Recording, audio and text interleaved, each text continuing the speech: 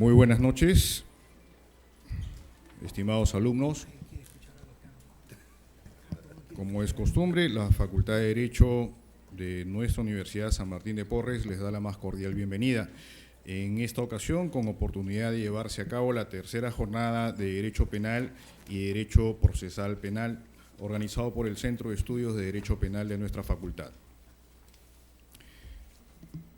Nuestra mesa de honor la preside el día de hoy nuestro señor decano, el doctor Ernesto Álvarez Miranda, y se encuentra acompañado por el doctor Felipe Villavicencio Terreros, que es presidente del Centro de Estudios de Derecho Penal, y con la presencia de nuestros invitados especiales y expositores de esta noche, el doctor José Neira Flores y el doctor Juan Carrión Díaz. Nos acompaña también la señorita Magali López, que es la coordinadora del Centro de Estudios de Derecho Penal.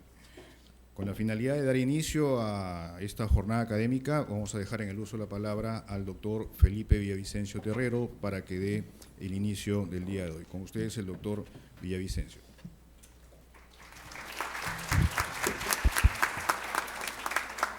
Buenas noches, señor decano, señores profesores. En principio, un agradecimiento a todos ustedes por este tiempo que nos brindan para participar en estas terceras jornadas de Derecho Penal y Derecho Procesal Penal que organiza el Centro de Estudios de Derecho Penal. En particular, hay que reconocer que esta es una tarea del grupo de estudiantes del centro, ¿no? Es decir, el esfuerzo lo han llevado prácticamente adelante ellos, ¿no? Por lo tanto, es un reconocimiento también a ese esfuerzo. Queríamos desarrollar estas terceras jornadas tocando temas de mucha actualidad, fundamentalmente en el campo penal y en el campo procesal penal, ¿no? Contamos con el doctor José Neira, quien nos va esta noche a exponer sobre materia procesal penal. También contamos con Juan Carrión, que nos va a hablar sobre la problemática de la responsabilidad de la persona jurídica. Mañana tendremos al doctor Segundo Márquez, que nos va a hablar de los delitos de peligro. Y al final de la jornada, un tema complejo de la prisión preventiva por Roberto Cáceres. La idea de estas jornadas es pues un poco acercar la problemática del derecho penal y del derecho procesal penal actual a un debate, ¿no? Y al mismo tiempo motivarlos a ustedes para que reflexionen sobre estas instituciones y los problemas que se pueden encontrar en esta materia, ¿no?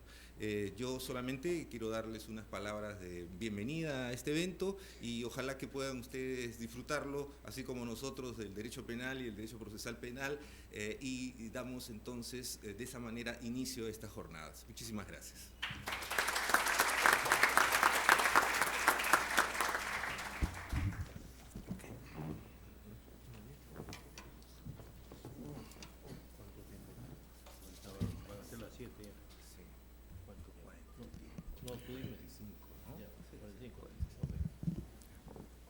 A continuación, iniciamos la jornada con la exposición que nos va a brindar el doctor José Antonio Neira Flores acerca del sistema acusatorio contradictorio en el Código Procesal Penal. El doctor José Antonio Neira Flores es abogado por la Universidad de San Martín de Porres, con estudios de maestría en la universidad, en nuestra casa de estudio, y doctorado en la Universidad Inca Garcilaso de la Vega. Es especialista en Derecho Procesal Penal, Política Jurisdiccional y Derecho Constitucional. Actualmente se desempeña como juez supremo en la Corte Suprema de Justicia de la República. Con ustedes, el doctor José Neira Flores. Bien, muchas gracias, señor decano, especialmente por su presencia. La verdad que engalana esta actividad y tiene, como decíamos los penalistas, es proporcional a la importancia de la actividad y además del interés que han tenido los muchachos de venir, profesor Villavicencio por la idea, profesor Carrión, a Magali López, que es la que se ha encargado de gestar todo esto, bueno, y por pensar en que yo puedo aportar algo a mi alma mater.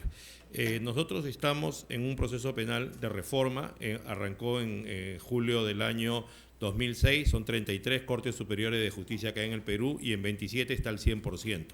en las otras 6, que son las 5 Limas, Lima Centro, Lima Norte, Lima Sur, Lima Este, Lima Nordeste y el Callao, solo tenemos la reforma al 1% para algunos delitos contra la administración pública, del artículo 382 al 401, o sea, concusión, colusión, cohecho, peculado, malversación y enriquecimiento ilícito. O sea, en realidad, para el otro año se había dispuesto oficialmente que continúe la reforma en las 6 cortes, pero eso creo que va a ser imposible. Tengo entendido que ya hay acuerdos para que solamente sea en una corte, que sería la de Lima Este, en San Juan del Lurigancho, como un modelo, y después, posteriormente, se vaya implementando las otras. En realidad, el Código Procesal Penal es como el auto que todos quisiéramos tener, el más moderno. El problema es que requiere que el Poder Ejecutivo le aplique combustible 97, si no, no va a poder funcionar. Imagínense que nuestro código es tan bueno que hoy día en España hay una reforma procesal penal.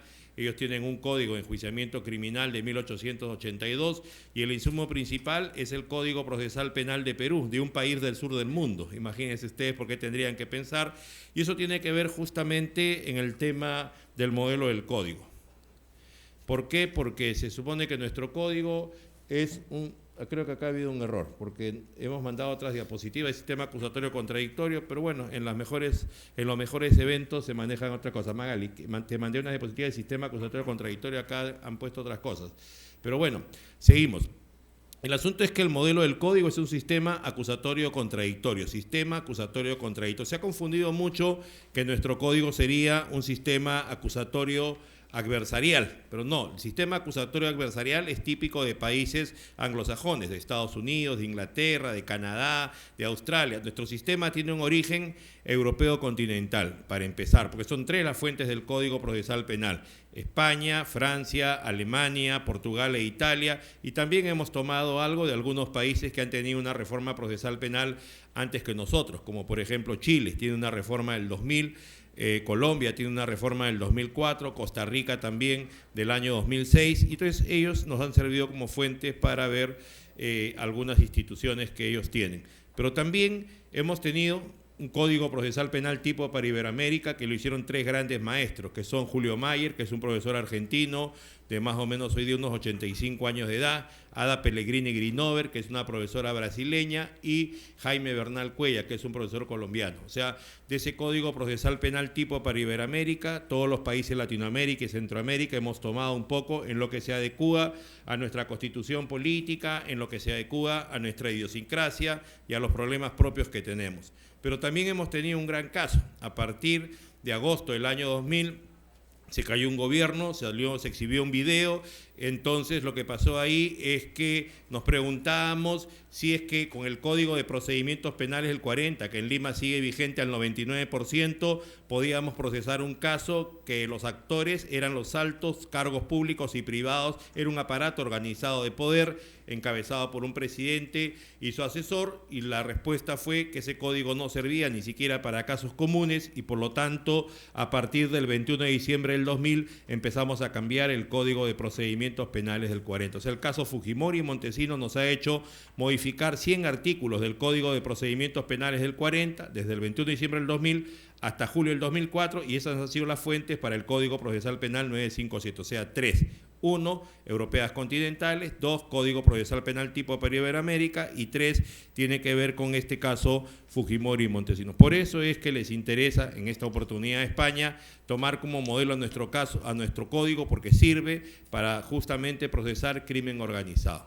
Decimos que nuestro sistema es acusatorio, contradictorio y no adversarial, porque en primer lugar, en un modelo como el nuestro, los jueces deben proveer justicia. Tienen que establecer la verdad, aunque ésta sea relativa. Sin embargo, en un sistema acusatorio adversarial, para empezar, los jueces no son abogados, mayormente son jurados populares, son los imputados los que escogen que sean jurados populares o jueces profesionales, pero ya sea cualquiera de ellos, ninguno motiva. Nosotros siempre tenemos que motivar, siempre tenemos que explicar. En nuestro sistema, los jueces son terceros imparciales, o sea, si los jueces están comprometidos con proveer justicia y establecer la verdad, inclusive están obligados en determinados casos a practicar prueba de oficio. Mientras que en un sistema acusatorio adversarial de jurados o de jueces profesionales, los jueces son árbitros. O sea, los jueces son árbitros porque van a trabajar sobre la base de la información que las partes le provean. Por eso es más adversarial, de contendores. Los jueces no van a querer establecer la verdad y no van a aportar ninguna prueba directamente, no a la prueba de oficio. Entonces, eso es importante. A veces, cuando hablamos nosotros de la prueba de oficio, lo que va a pasar es que se horrorizan, pero no hay ningún problema con el tema de la prueba de oficio, porque estamos hablando nosotros de un proceso penal donde hay un interés público, queremos proveer justicia, establecer la verdad, y en el proceso civil hay prueba de oficio. El asunto está, en todo caso, que esta prueba de oficio que se practica en el proceso penal no afecte la imparcialidad judicial. Y para que eso sea así, y también para que no se extienda esto a una afectación al principio acusatorio, es necesario que se cumplan 3 características, 3 condiciones. Primero, que esa prueba que el juez disponga sea sobre los hechos objetos del proceso. ¿Quién dispone cuáles son los hechos objetos del proceso? Es el señor fiscal con el defensor del investigado. En segundo lugar, que esa prueba que el juez dispone sea la prueba sobre la que las partes han ofrecido. En la doctrina se llama prueba sobre prueba o prueba complementaria. O sea, si el juez duda de la autenticidad de una prueba, para corroborar su fiabilidad, el juez tiene que disponer la actuación de una prueba. Cuando el juez decida por esto, el juez tiene que someterlo a discusión por las partes, tiene que haber contradicción. O sea, todos los códigos procesales penales que tienen un origen europeo continental y que tienen que proveer justicia y establecer la verdad, autorizan el tema de la prueba de oficio y estos son los límites. Ahora, en la práctica, ¿qué es lo que va a pasar? Los jueces, más allá de disponer la actuación de una prueba con estos criterios, no lo pueden hacer porque para eso se requiere conocer el caso, y los que conocen el caso son los fiscales y son los defensores.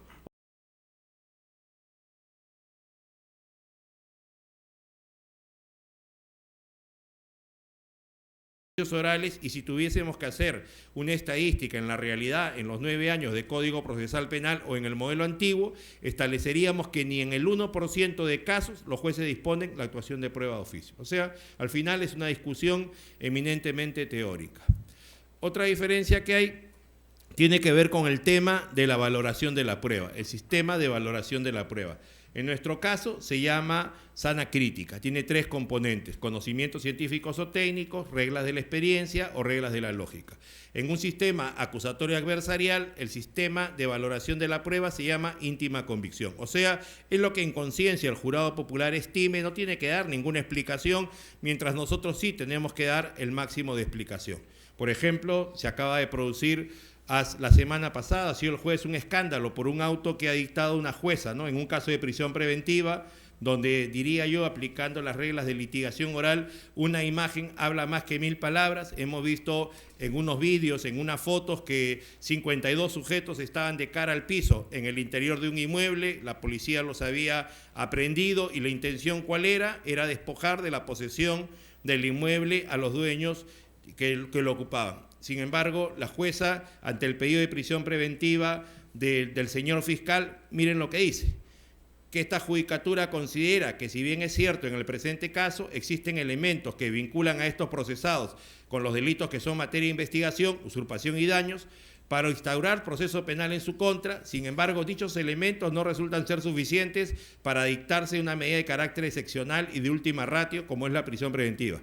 Toda vez tan solo se tiene de manera concreta que estos procesados fueron encontrados en el inmueble de los agraviados fulanos de tales, ubicado en Capac Yupanqui 2697 en Lince, coligiéndose que el Ministerio Público no ha individualizado de manera precisa cuál es la conducta desplegada por cada uno de estos procesados en la comisión de los ilícitos que se le atribuye a los mismos, por lo que en todo caso debe deslindarse su responsabilidad en el decurso del proceso.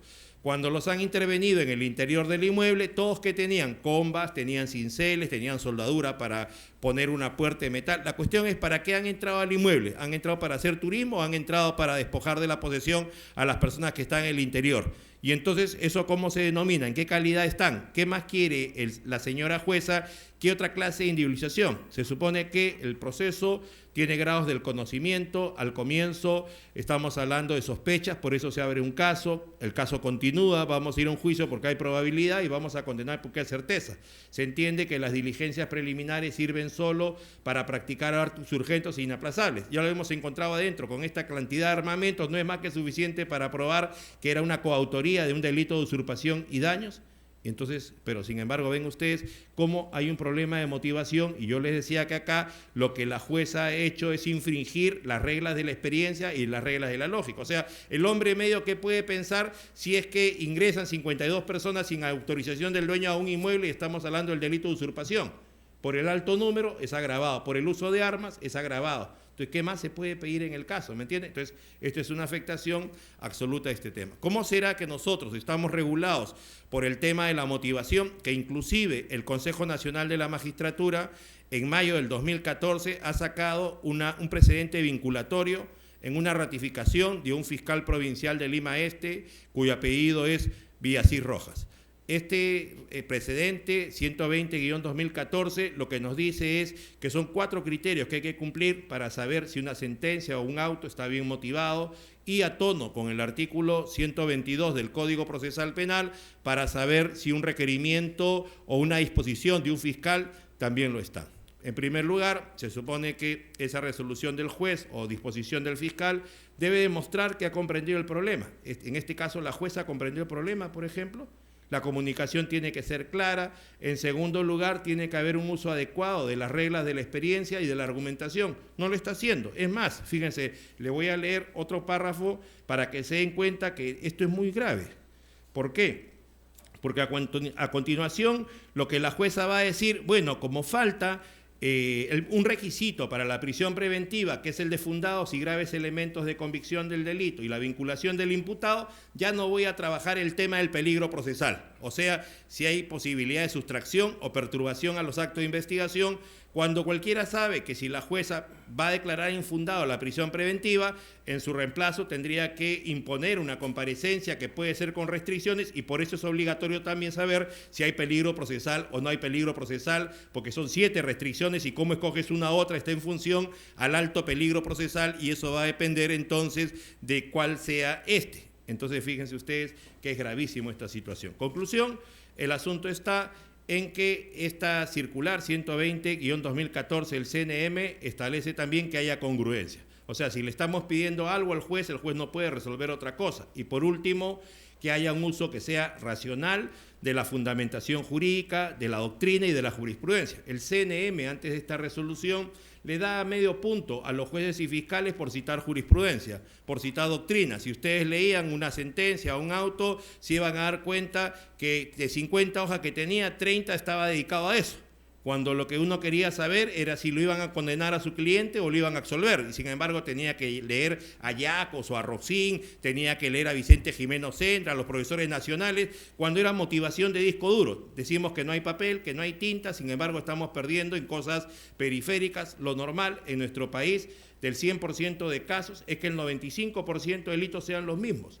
Todos los días hay robos, todos los días hay violaciones a la libertad sexual, hay homicidios, hay tráfico de drogas, y la verdad, casi no hay discusión en la ley, en la doctrina y en la jurisprudencia respecto a esto. Sí habrá un 5% de casos donde seguramente cuando se vaya a la audiencia será necesario lavado de activos, delitos económicos, el tema que va a exponer el profesor Carrión de responsabilidad penal en las personas jurídicas, y habrá que citar mucha doctrina, mucha jurisprudencia, porque los jueces no la tienen clara y porque no hay ninguna jurisprudencia que sea vinculatoria. En el 95% de casos que hay en nuestro país, lo normal que debe ser que las partes se refieran a lo que los jueces no conocemos. ¿Y qué cosa es lo que normalmente no conocemos? Los hechos concretos del caso. Salvo que ayer haya salido la ley, haya salido ayer la doctrina, haya salido ayer la jurisprudencia, pero si tiene cierta data la conocemos, porque todos los días que hacemos audiencias, mañana y tarde, nuestro trabajo es escuchar informes, ver producción de pruebas, condenar a la gente, absolver a la gente. Ese es el trabajo que tenemos nosotros los jueces. Por eso decimos, el sistema de valoración de la prueba nuestro es el de la sana crítica, con 3 componentes: conocimiento científico-técnico, reglas de la experiencia y reglas de la lógica. Y tenemos que explicar esto. Por ejemplo, en el tema de los conocimientos científicos o técnicos. Cuando una persona denuncia que le han falsificado el documento, lo va a hacer al Ministerio Público. ¿Qué va a hacer? Lo va a derivar a la policía.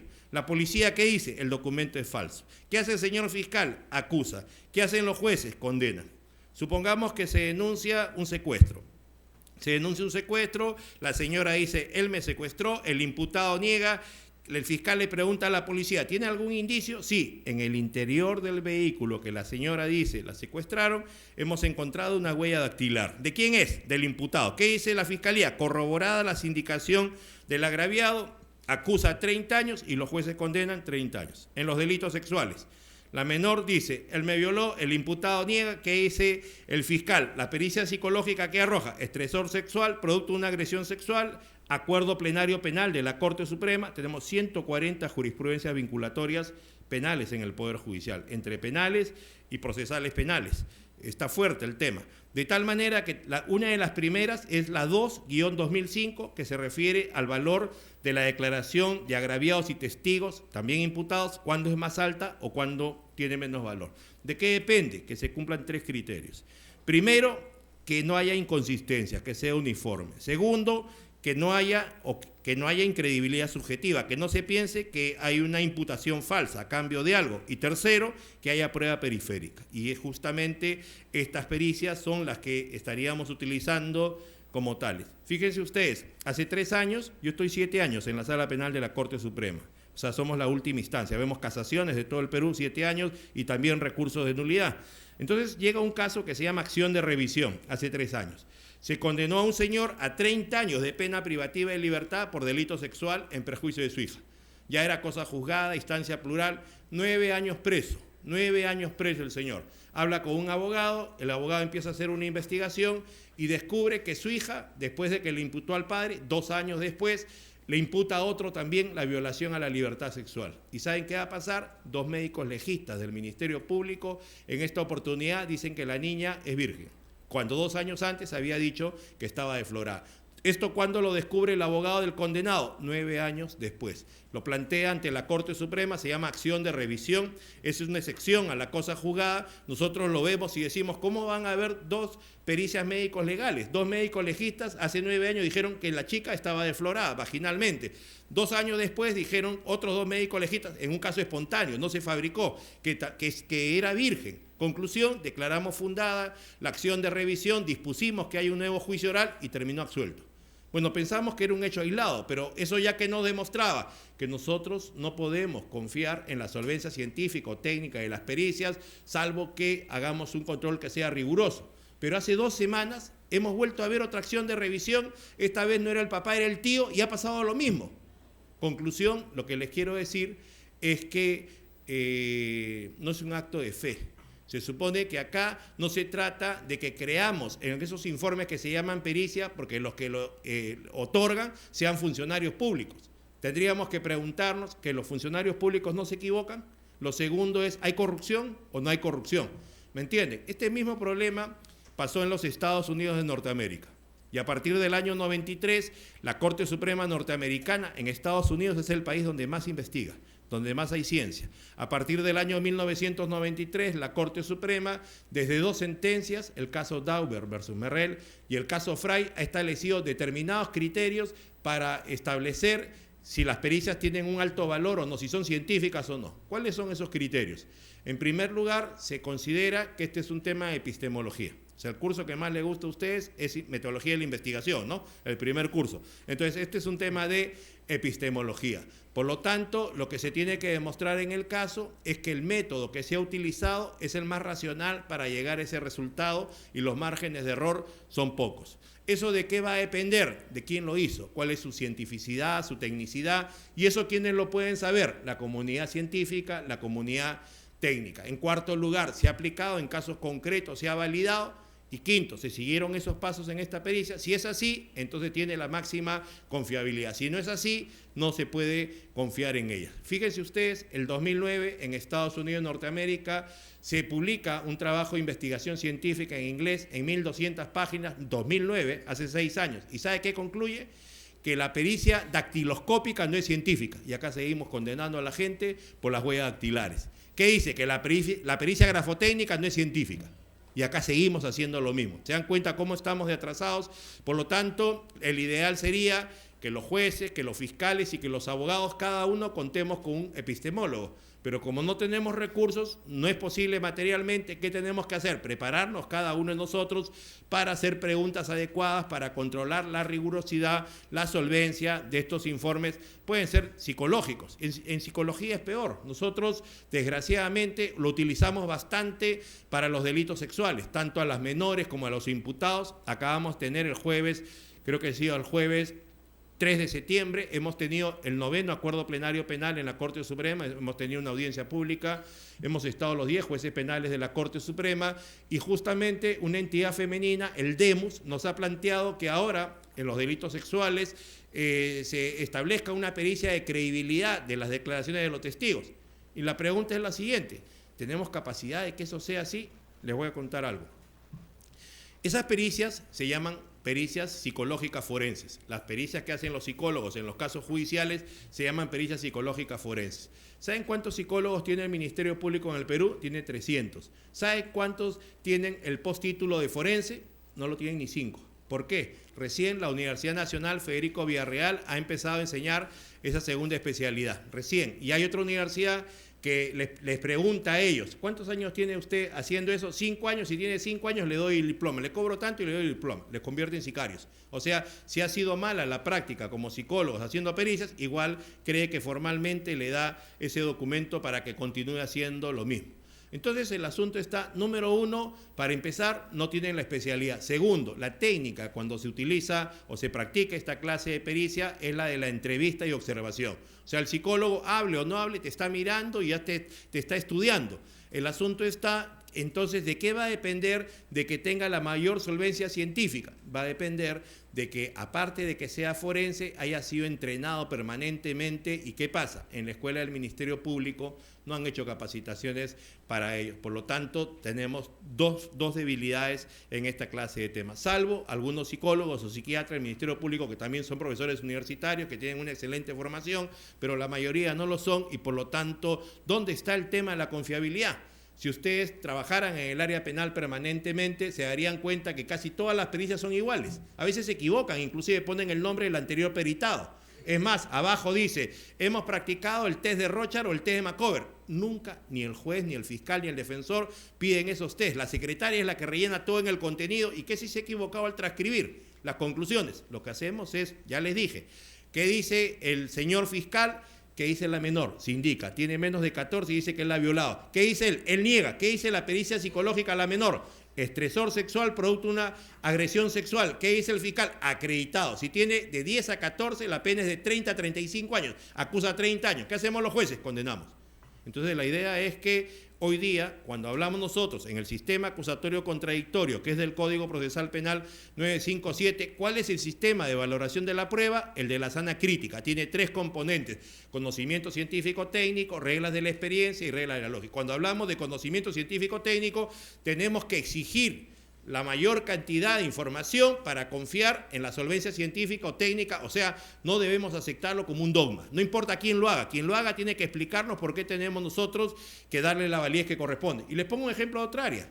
Fíjense lo que vemos todos los días en el trabajo. Por ejemplo, se trata de construir un inmueble para el Estado. Entonces, para construir, por ejemplo, este bello auditorio, ¿qué se requiere? Una infraestructura. Puede ser de metal o de madera. Si es en la selva, va a ser de madera, para levantar las paredes, el techo. Es una institución pública. ¿Y qué cosa ocurre? Desaparece la madera. Eso se llama peculado. Es un delito contra la administración pública.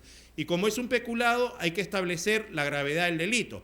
Y para eso hay que hacer una pericia, porque hay que saber cuál es el importe de la madera para la gravedad del delito, pero también para el tema de la reparación civil, para la cuantificación del daño.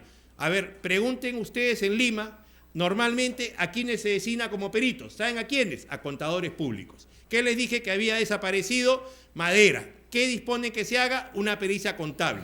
Entonces la pregunta es, ¿en la universidad le enseñan a los contadores públicos sobre madera?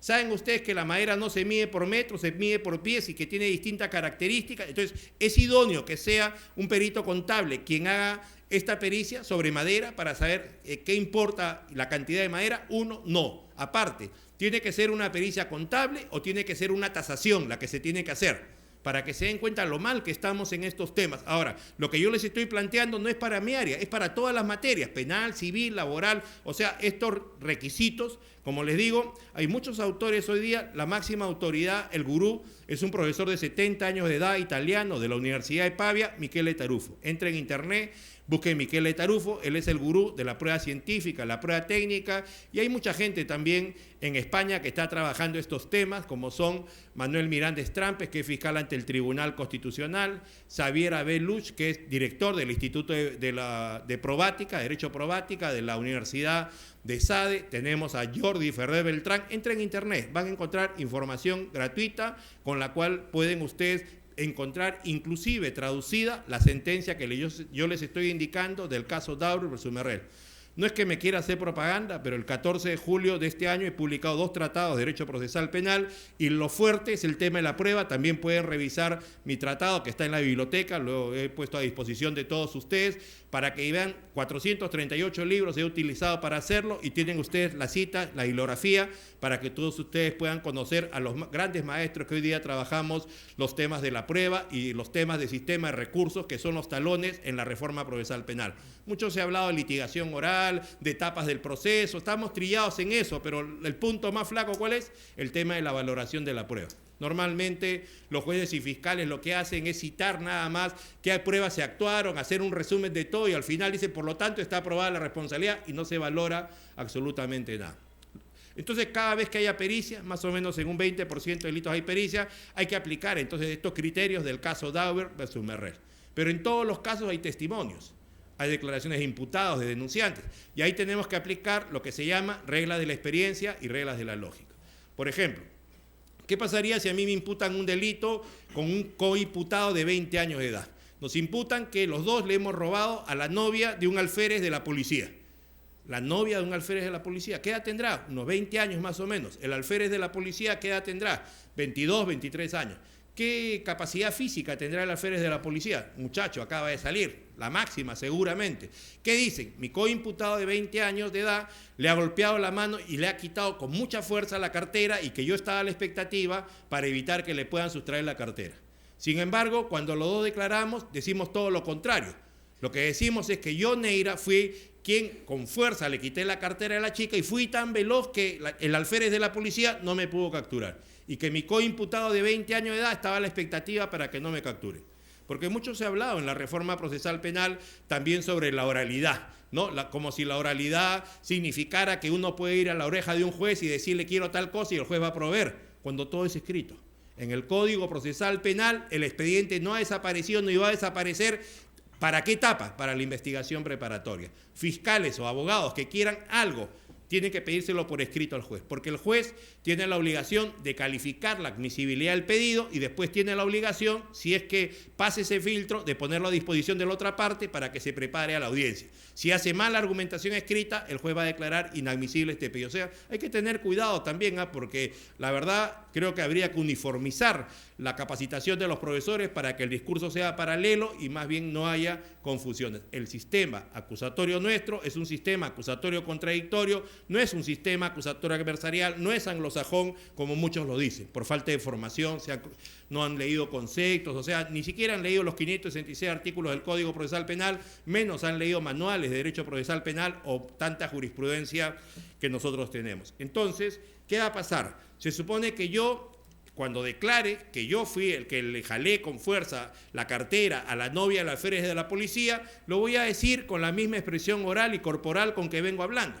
La pregunta es, si estamos hablando de oralidad y también se ha dicho que hay que colocar al testigo de cara a los jueces para que los jueces miren y escuchen, ¿alguien creería que yo, con la edad que tengo, con el peso que tengo, que es el doble del alférez de la policía, la edad que es el doble del alférez de la policía, mi entrenamiento, que debe ser la cuarta parte de un alférez de la policía, puedo ser más veloz que un alférez de la policía? A pesar de que lo diga bonito, tenga una expresión corporal, ponga la cara del mejor actor, obviamente que no. ¿Por qué? ¿Contra qué va? Contra las reglas de la experiencia, que son los conocimientos cotidianos que todos los días vamos incorporando. Por ejemplo, ustedes mañana tienen un examen. ¿Qué es lo que normalmente hace? Se ponen a estudiar seguramente 2 semanas antes, se preparan adecuadamente todo, porque su regla de la experiencia le dice que en esta universidad, si no hacen eso, lo desaprueban. ¿no es cierto? Nunca estudian la noche anterior, jamás, porque ustedes cuidan su sueño, su capacidad física para estar bien preparados. Y eso, ¿no es cierto? Entonces, reglas de la experiencia y reglas de la lógica, ¿me entienden? Todos los testimonios se van a valorar así. Entonces, no es que la persona que declara lo dice en un tono de voz que sea agradable o con una expresión corporal. Lo que les quiero decir es que eso puede pasar en un sistema acusatorio adversarial. Está el jurado popular y de repente, si se trata del profesor Villavicencio, maestro de maestros, sale en la televisión, sale en la radio, sale en la prensa escrita, el jurado popular toda la vida lo quiso conocer y ahora lo tiene enfrente. ¿Qué dice el jurado popular? No 12, le voy a dar el caso. No importa que tenga la razón, no le doy el caso. Y como no tiene que explicar nada, le puede dar el caso.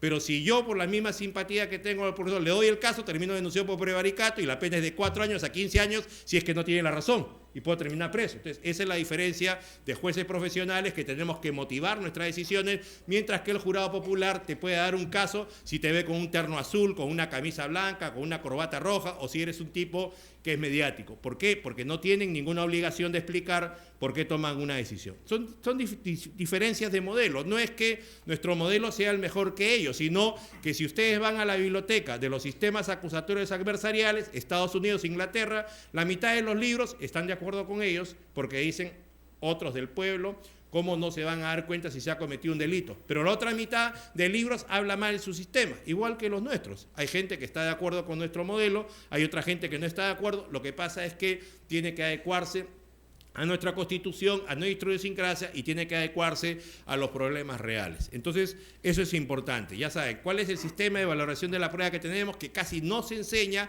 es el de la sana crítica con los 3 componentes, y hay que leer entonces a los grandes maestros, ¿ya? Mientras que en el sistema acusatorio adversarial, que les decía, típicamente, si cogemos un ejemplo, sería Estados Unidos, hay un jurado popular que es lego, el sistema es íntima convicción, no tienen que motivar absolutamente nada. Después también hay otra diferencia entre un sistema acusatorio contradictorio como el nuestro con un sistema acusatorio adversarial. Nosotros tenemos un fiscal que es el director de la investigación preparatoria, o sea, la investigación oficial. Si una persona cree que se ha producido un delito en su contra, ¿qué hace? Va y lo que hace es decirle a la persona, al señor fiscal, ¿cuál es el contenido de su denuncia? Y el fiscal decide abrir una investigación. El fiscal decide convocar a testigos, tanto por los que ofrece el denunciante como también los que ofrezca la persona que ha sido investigada, previa calificación de su conducencia, pertenencia y utilidad, pero el fiscal debe actuar objetivamente, debe tender a esclarecer los hechos y también puede disponer la actuación de elementos materiales que él estime. Sin embargo, en un sistema acusatorio adversarial, ahí sí, en parte tiene que ver con las películas norteamericanas. Le digo en parte, ¿por qué? Porque estamos muy influenciados por las películas norteamericanas de juicios. A cada rato sale una, y lo que pasa en las películas norteamericanas no es para formar jurídicamente a nadie. Las películas norteamericanas de juicio son para ganar Oscar. Las películas norteamericanas de juicio son para Hollywood. ¿Me entiendes? Y es totalmente diferente a lo que pasa en la realidad en los mismos estados de Norteamérica.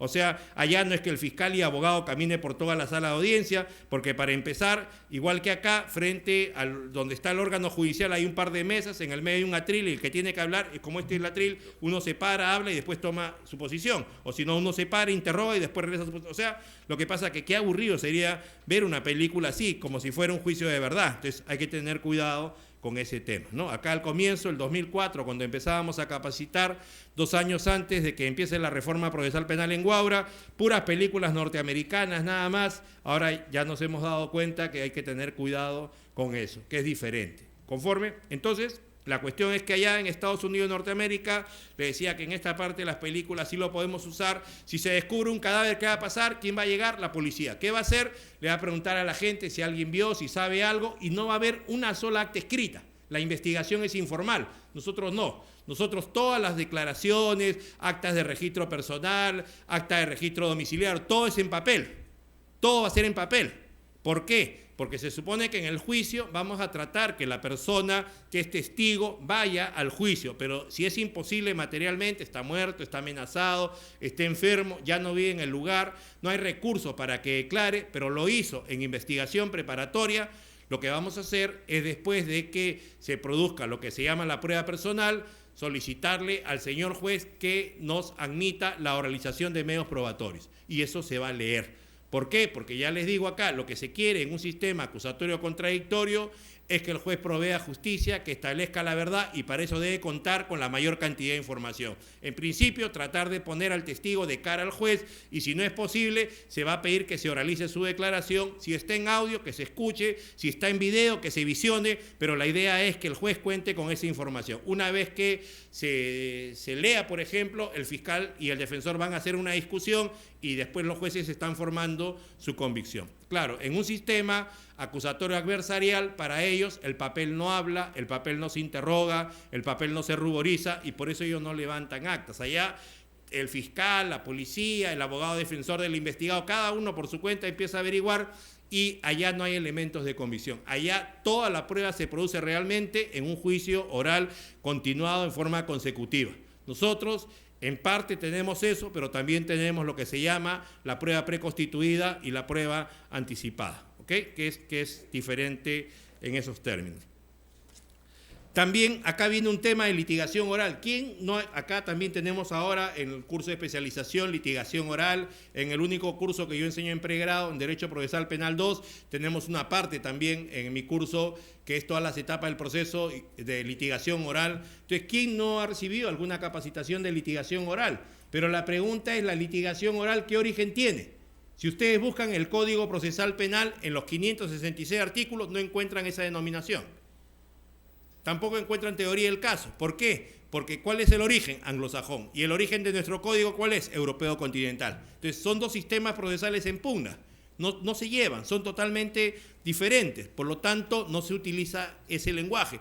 Pero eso no quiere decir que, por ejemplo, en litigación oral, que significa que hayan técnicas por parte del fiscal o el defensor para que el juez pueda entender mejor el caso, cómo es que se producen los alegatos, cómo es que se producen los interrogatorios, contrainterrogatorios de la prueba. Pero ¿acaso en Europa los fiscales y los abogados irán a las audiencias para actuar en una conducta que no la hayan planificado? Obviamente que no. O sea, en América o en Europa se entiende que va a haber un caso cuando la teoría jurídica establezca que ese hecho es delito. Y cuando haya delito, por ejemplo, si es un robo con agravantes, habrá, si soy fiscal, que cumplir con determinados elementos constitutivos, porque las técnicas de litigación oral hay que adecuarlas, mientras que en un sistema acusatorio adversarial están dirigidas para un jurado popular que no motiva. En nuestro sistema, ¿para quién están dirigidas?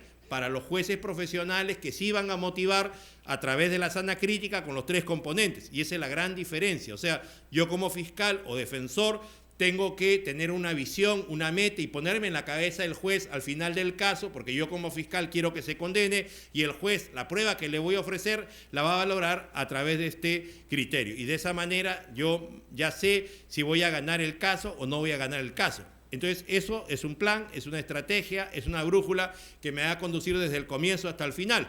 Eso también se hace en Europa, pero tiene otra denominación. O sea, la única diferencia que hay entre lo que nosotros conocemos acá como litigación oral está en la denominación. Allá también lo hace. Y la otra diferencia, ¿cuál es? ¿A quién va dirigido?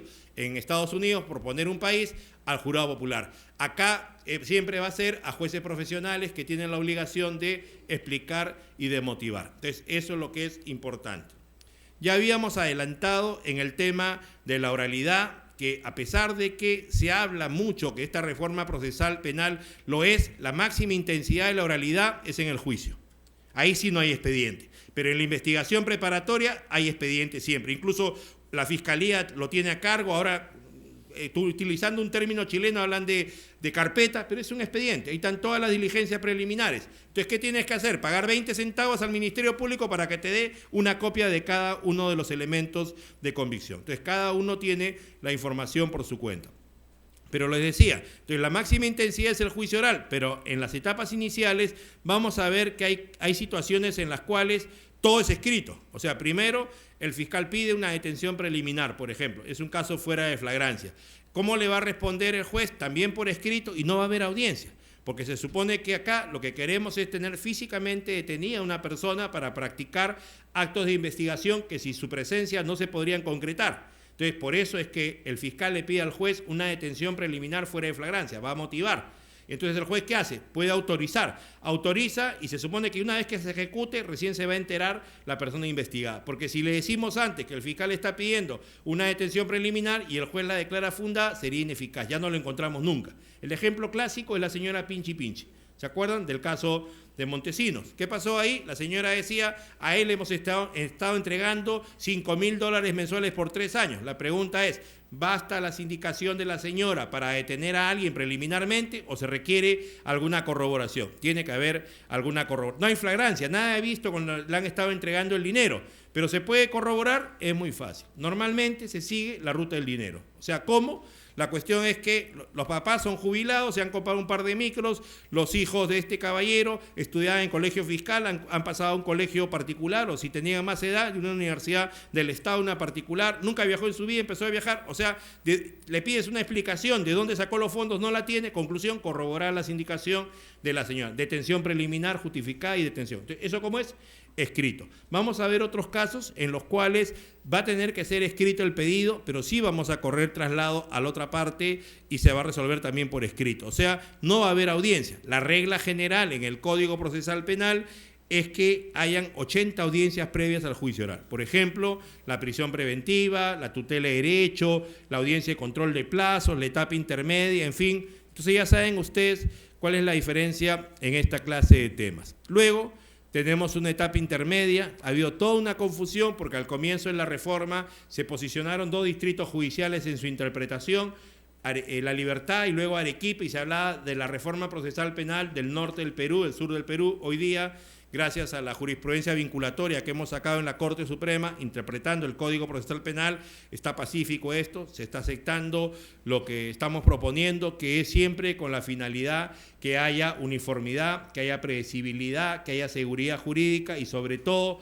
si hay 33 Cortes Superiores de Justicia en el Perú, se supone que una sola constitución, un solo código penal, procesal penal, la idea es que igual razón, igual derecho, si hay un caso en Lima, en Loreto, en Tacna, en Tumbes, igual, ¿cómo tiene que ser la solución? Similar, a igual razón, igual derecho. Entonces, por eso es que el Supremo Tribunal saca jurisprudencia que sea vinculatoria. Hemos tenido una en la etapa intermedia.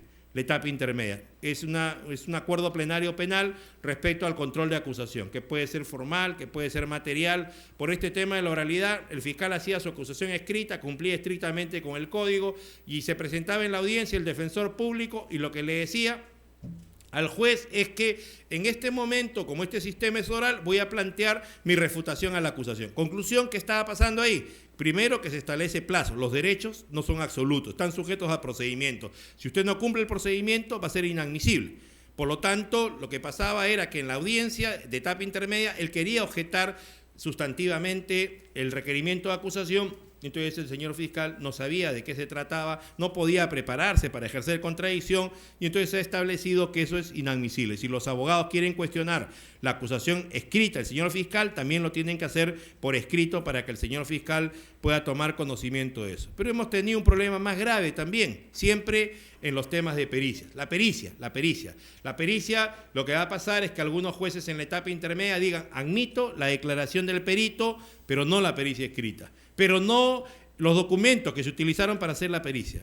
¿Y qué va a pasar? Llegamos al juicio y no va el perito físicamente. Entonces le dices al juez del juicio oral, quiero que se lea la pericia que hizo por escrito, y el juez del juicio oral dice, ¿y por qué no la ofreció usted en la etapa intermedia? Esta no es la oportunidad, la declaro inadmisible. O sea, no se ponen de acuerdo los jueces de etapa intermedia, los jueces de juicio oral, cuando es una ignorancia absoluta a lo que es una pericia. Una pericia tiene 3 partes. Hay una unidad pericial. Para hacer una pericia, ¿qué se requiere? Siempre información.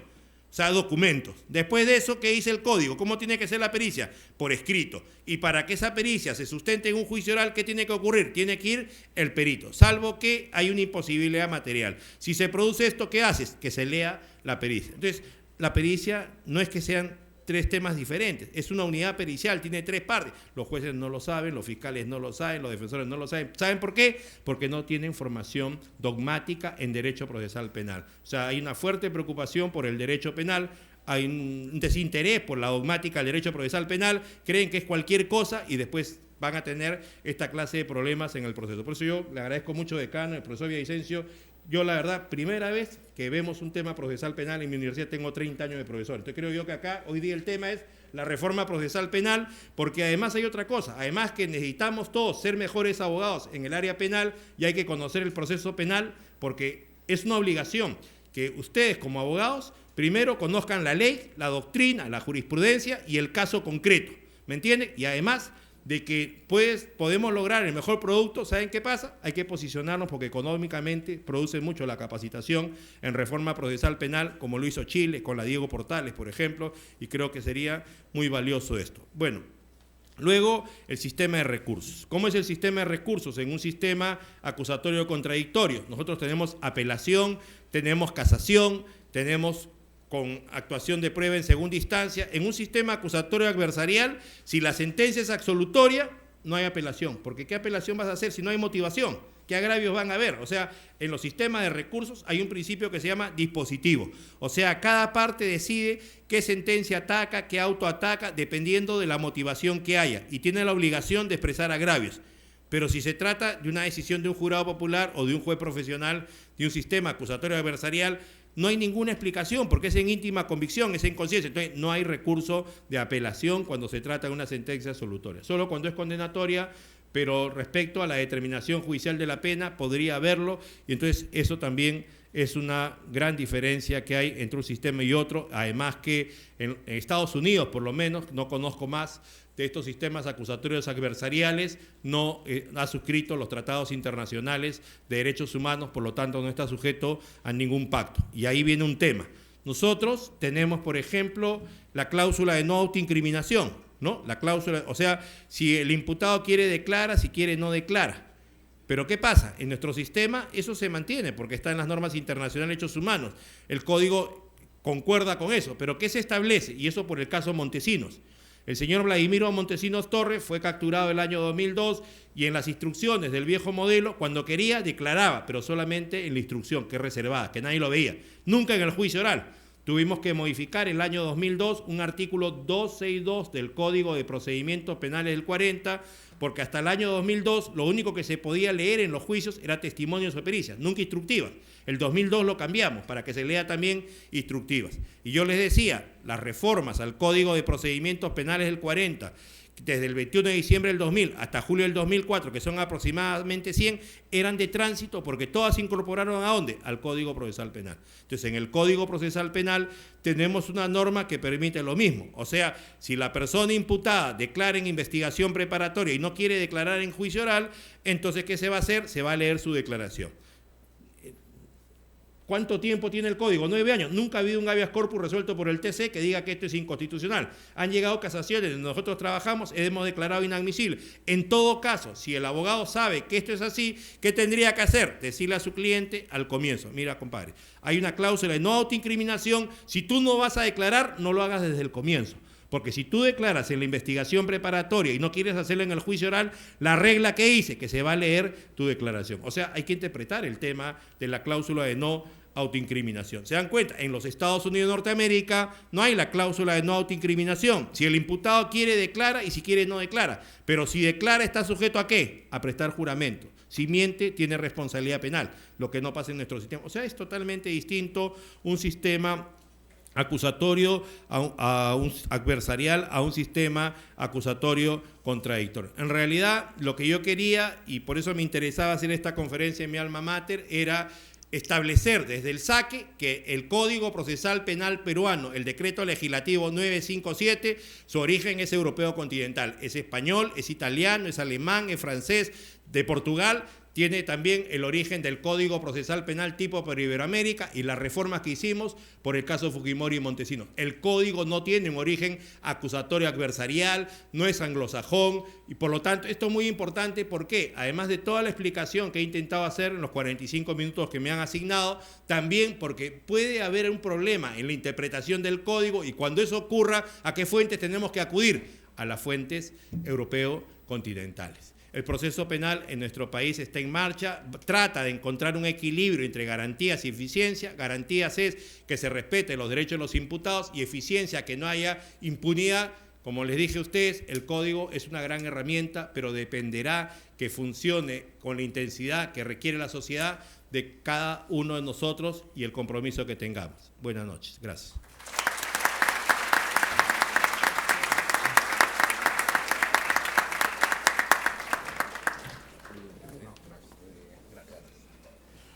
Gracias, decano. Muchas gracias. Qué buena crítica, qué buena crítica. Claro. Hay que seguir en el tema, Sí. hay que darle duro. Qué bueno. ¿No? Y gracias, Noemí, por permitir. A continuación seguimos con la noche de exposiciones. Vamos a dejar en el uso la palabra al doctor Juan Carrión Díaz para que nos dé su conferencia sobre la responsabilidad penal de las personas jurídicas. El doctor Juan Carrión Díaz es abogado por la Universidad San Martín de Porres, nuestra casa de estudios, con estudios de maestría en Derecho Penal y Política Criminal en la Universidad de Málaga, España, con pasantía en Derecho Penal en la Universidad del Estado de Río de Janeiro, Brasil. Actualmente es abogado asociado del estudio Villavicencio, Mesa y Rivera Abogados. Con ustedes, el doctor Juan Carrión Díaz.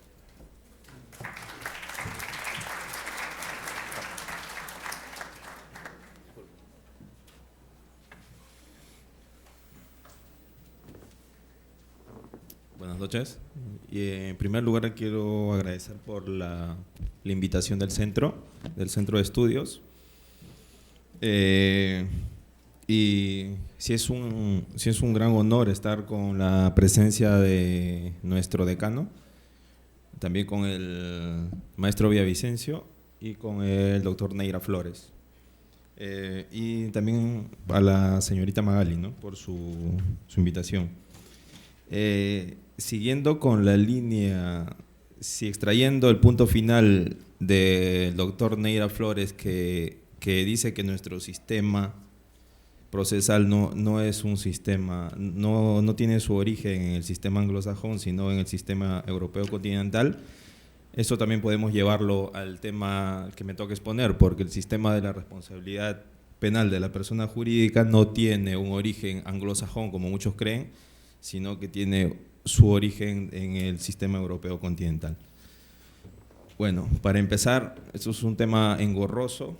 Pasamos de la dogmática procesal a la dogmática penal, pero he tratado de hacerlo lo más simple que se puede. Antes de entrar al tema puntual de la responsabilidad de la persona jurídica, quisiera introducir a la búsqueda de lo que es un derecho penal moderno, porque la responsabilidad de la persona jurídica lo ubicamos dentro de lo que se considera actualmente el derecho penal moderno.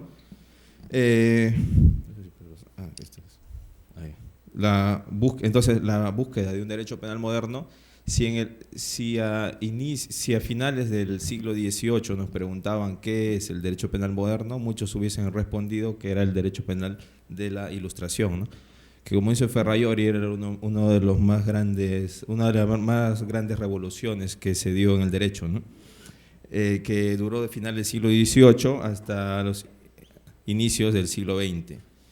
Entonces, el derecho penal en aquella época, el derecho penal moderno era aquel derecho penal de la Ilustración. Si nos preguntan hoy qué es el derecho penal de la Ilustración, después de tantas discusiones, sostienen que es el derecho penal de la actualidad, ¿no? ¿Y por qué se llega a todos estos cambios del derecho penal moderno? Un punto fundamental que se refleja es el cambio a través de la sociedad del riesgo, que es una obra fundamental de Ulrich Beck, que está traducido, donde dice que por qué los cambios, ¿no? ¿Por qué los cambios desde la sociedad, los cambios sociales y la modernización que trae la sociedad a través de la globalización, de la economía, la unión de los países ya no están, la integración de los estados, la industrialización y todo ese proceso hacen que estemos ante una nueva sociedad, ¿no? Y además, eso es lo que se ha dado por una crisis de la modernidad que tampoco ha sido ajena a la filosofía, ¿no? Tenemos la crisis de la modernidad que en el planteamiento de Habermas, donde se salta del sistema individual a un sistema objetivado, ¿no? Pero eso es para un modo de dónde ubicamos a la responsabilidad de la persona jurídica, que la ubicamos dentro de lo que se denomina derecho penal moderno. Y ahora, una vez establecido que el derecho penal moderno es el derecho penal de la actualidad, hoy entonces seguimos con la búsqueda de una política criminal. Vamos a poner atrás.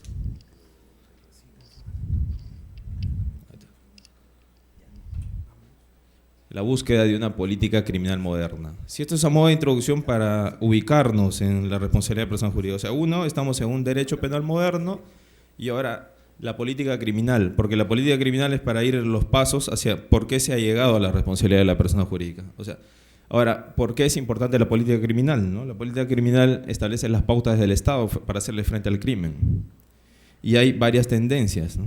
Hay un modelo resocializador que se dio en los países nórdicos, que en ese tiempo había riquezas, había menos delincuencia y el sistema resocializador funcionaba.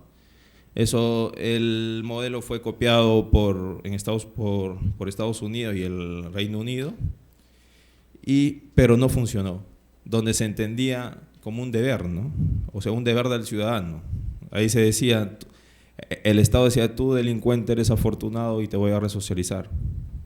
Pero el problema era que a veces el delincuente no salía hasta que se encontrara resocializado, ¿no? Y ahí el problema eran las penas indeterminadas. O sea que el Estado decía, te vamos a resocializar, pero ¿quién determinaba cuándo estaba resocializado? Ese era el Estado.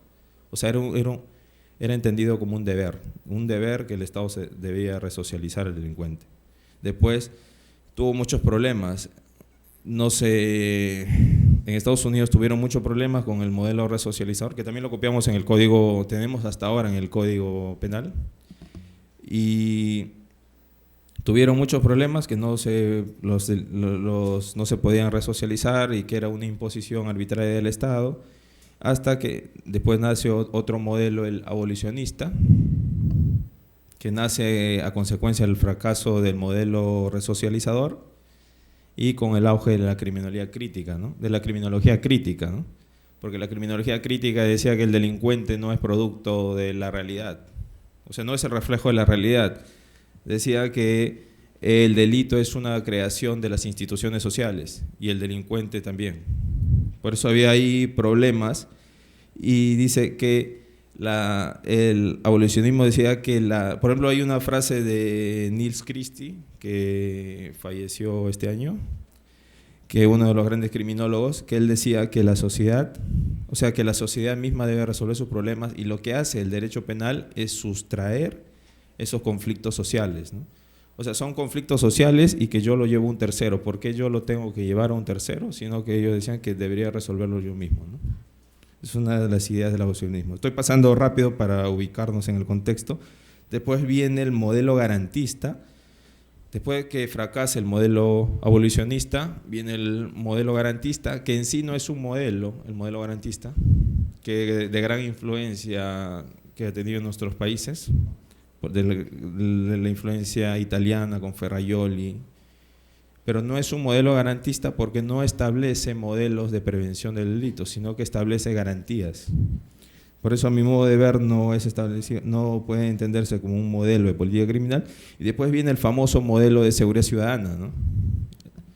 El famoso modelo de seguridad ciudadana que tiene su origen en Estados Unidos. Por ejemplo, en Estados Unidos dieron un salto del modelo resocializador al modelo de seguridad ciudadana. Y ahora, ¿cómo se llega al modelo de seguridad ciudadana? El modelo de seguridad ciudadana hay varias características, ¿no? Algunas de ellas, por ejemplo, el protagonismo de la delincuencia clásica. Otro es la prevalencia del sentimiento de inseguridad ciudadana, que por eso pega mucho en nuestro medio. Después, los intereses de la víctima. Tienen gran llegada a los intereses de la víctima.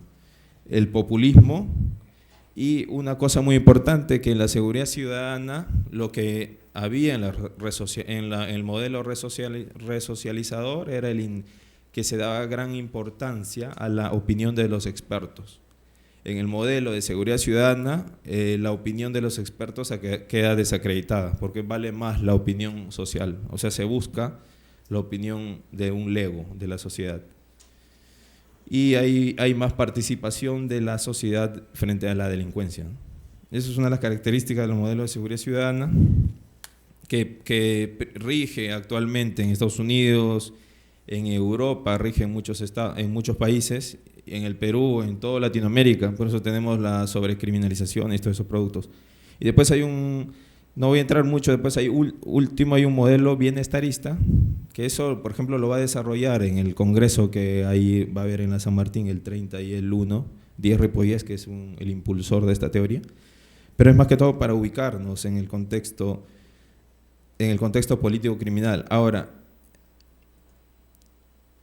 existe una necesidad político-criminal. Ahora, si entramos, una vez identificado que estamos al derecho penal de la actualidad y las políticas criminales, ahora se necesita una política criminal para sancionar, o sea, necesariamente se necesita sancionar penalmente a las personas jurídicas.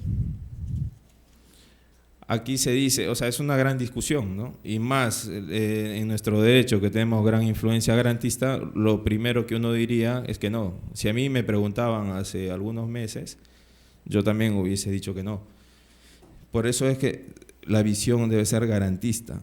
El primero dice el principio de legalidad. El problema es las personas jurídicas pueden causar daño.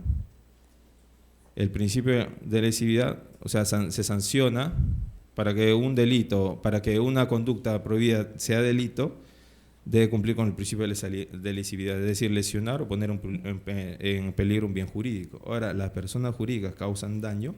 Tenemos muchos casos, por ejemplo, el caso Enron, que se dio en Estados Unidos, que niveles de pérdida de dinero, defraudaciones. El caso también de Parmalat, que se dio en Italia. Son algunos casos, y otros casos más, también en Latinoamérica han habido muchos casos, donde hay muchos casos y son a través de personas jurídicas. Entonces podremos decir que las personas jurídicas causan daño, ¿no? Esa es una primera conclusión. Y es que uno de los problemas de la persona jurídica es por qué la sancionamos a ella si podemos sancionar a los sujetos que actúan detrás de ella. Por ejemplo, Schunemann, un autor alemán, él habla de la irresponsabilidad, hay una irresponsabilidad de la organización, porque hay empresas que son muy grandes, muy bien organizadas, que no se puede individualizar al sujeto.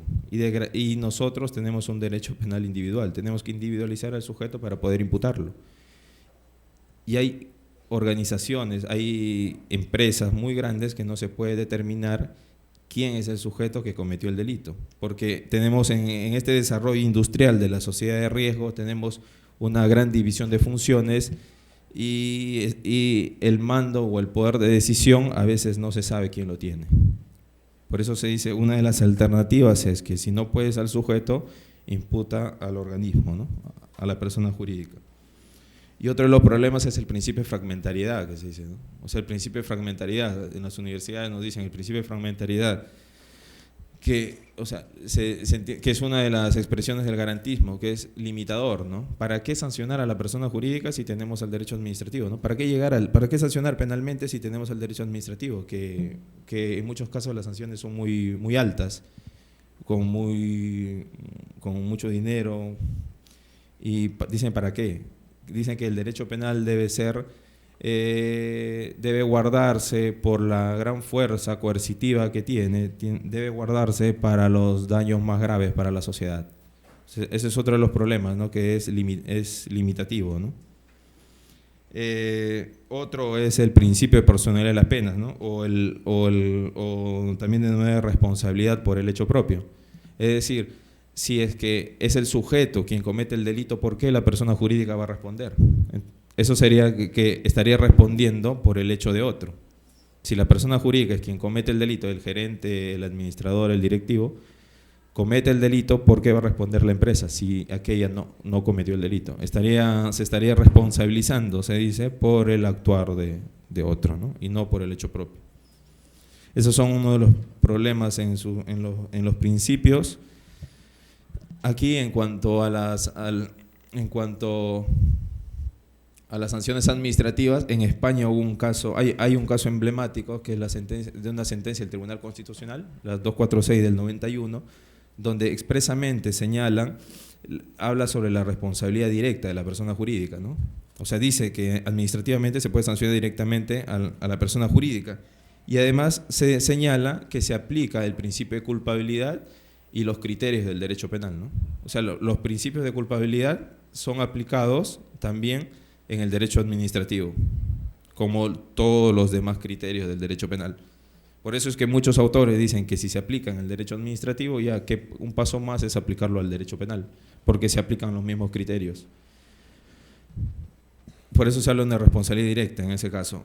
A diferencia de en nuestros tribunales administrativos, en el derecho administrativo peruano, que casi es una responsabilidad objetiva, no tenemos casi la misma orientación que ellos, ¿no? Ahora, en cuanto a los inconvenientes dogmáticos, todavía todavía rige el principio de societas delinquere non potes, es decir, las sociedades no delinquen.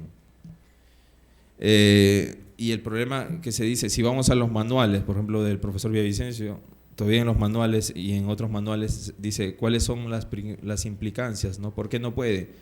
Por estos dos presupuestos, por ausencia de acción y por ausencia de culpabilidad. Ausencia de acción, porque si recordamos las clases de penal, las clases de acción desde el causalismo, pasando al finalismo, que da más relevancia a la voluntad. Después pasamos a la acción social, a la acción de Jacobs, a la acción de manifestación de la personalidad de Roxin. Si nos damos cuenta, todos hacen entender la acción como el sujeto individual, como la persona humana, ¿no?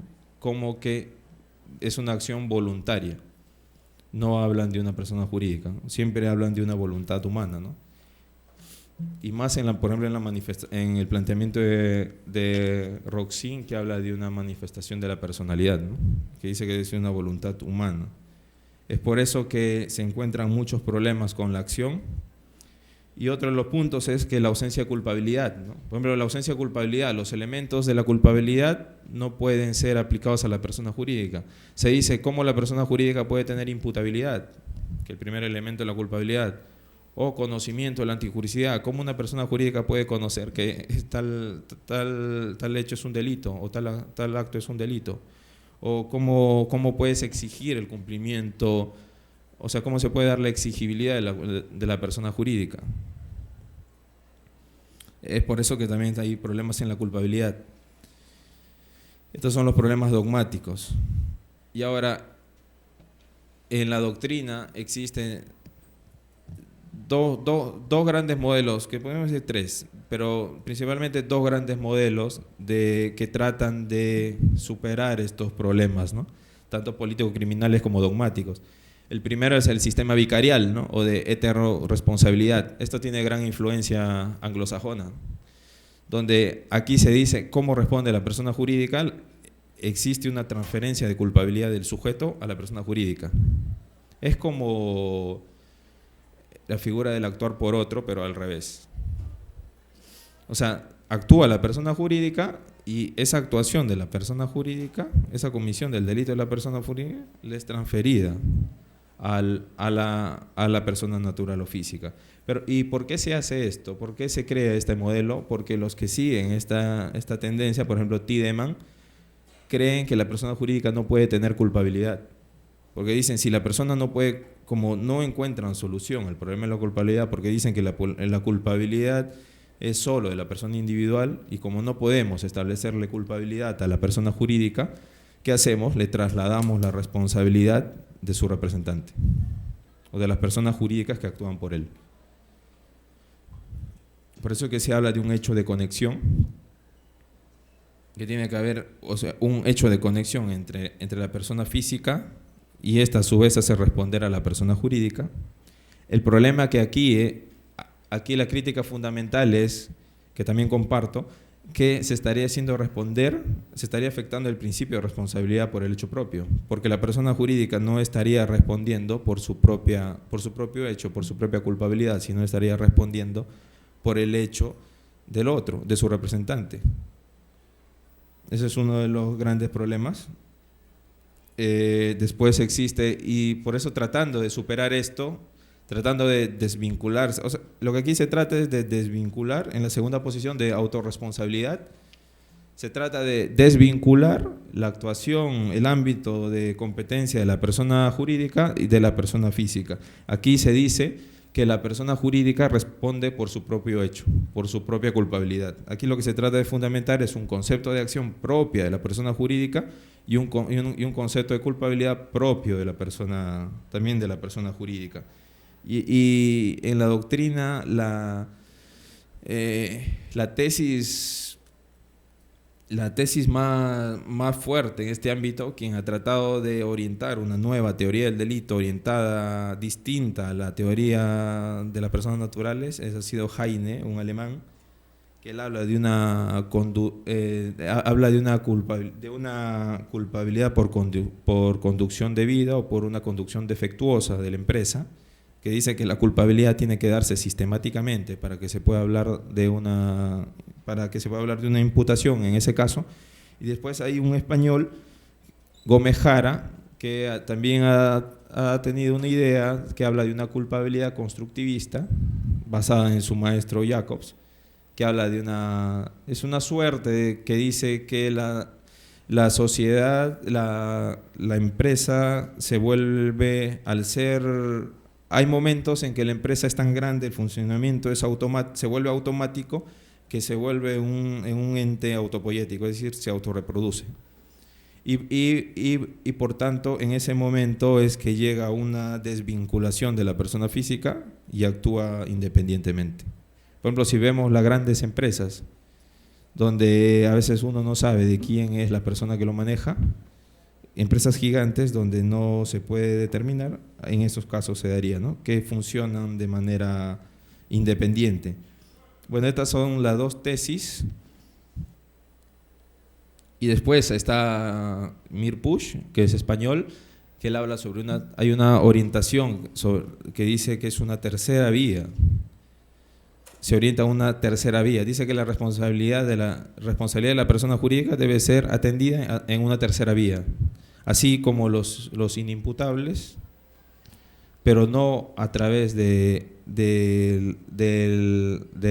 modelo de autorreferencialidad o el sistema vicarial, sino aparte. Ahora quisiera, después de haber visto los modelos, el vicarial y el de autorresponsabilidad, pasamos a ver los modelos de política criminal de las personas jurídicas. El caso español, cómo se ha dado en España la evolución política criminal, ¿no? Porque como ya vimos, ellos tienen sanciones administrativas, que hay algunas diferencias entre el derecho administrativo español y el derecho administrativo peruano. El tribunal, como vimos, el Tribunal Constitucional ha indicado que se aplican los criterios del derecho penal al derecho administrativo. Ellos también tienen consecuencias accesorias. Aquí ha habido un problema sobre las consecuencias accesorias, sobre su naturaleza, si su naturaleza es penal, si son penas, si no son penas, si son consecuencias accesorias o qué son, o son medidas civiles u otra cosa. Ha habido mucho problema y la doctrina mayoritaria queda en que todavía son consecuencias accesorias, o sea que no son penas ni medidas de seguridad, son consecuencias accesorias. Después tienen el actuar por otro, que es para los representantes, los que actúan en nombre de la empresa. También en el 2003 hubo una reforma. En el 2003 hubo una reforma. En el 2003 hubo una reforma que algunos indicaban que ya era una responsabilidad penal de la persona jurídica, pero lo que en sí era una responsabilidad civil derivada del delito, ¿no? Porque se establecía que la persona jurídica también era responsable solidario por la multa establecida, ¿no?, a la persona física. Después se hace paso a la Ley Orgánica 5/2010, que es recién donde se reconoce donde recién se reconoce la responsabilidad de la persona jurídica, donde ya no se habla de un societas delinquere non potes, sino de un societas delinquere potes, es decir, las sociedades delinquen, donde se deroga la anterior, la Ley Orgánica 15/2003, que había establecido un 31.2, había establecido un párrafo para la responsabilidad solidaria. Con esta Ley Orgánica del 5 del 2010 se introduce el famoso 31 bis, ¿no?, donde se reconoce a la responsabilidad de la persona jurídica. y se mantiene el autor por otro y se mantiene a las consecuencias accesorias. Existe una famosa circular de la Fiscalía donde el problema era, y creo que todavía sigue siendo, el problema es qué línea, qué modelo sigue la responsabilidad de persona. O sea, si bien estamos ante una responsabilidad penal de la persona jurídica, pero ¿ante qué modelo estamos? ¿Ante un sistema vicarial o ante un sistema de autorreferencialidad? Es decir, ¿la persona jurídica responde por el hecho de la persona física o responde por su hecho propio? Eso es lo que todavía se discute, ¿no? Y por eso como había tanta discusión en la doctrina, hay una circular del 2011 que le saca el Ministerio Público donde señala que el 31 bis sigue un modelo vicarial, ¿no?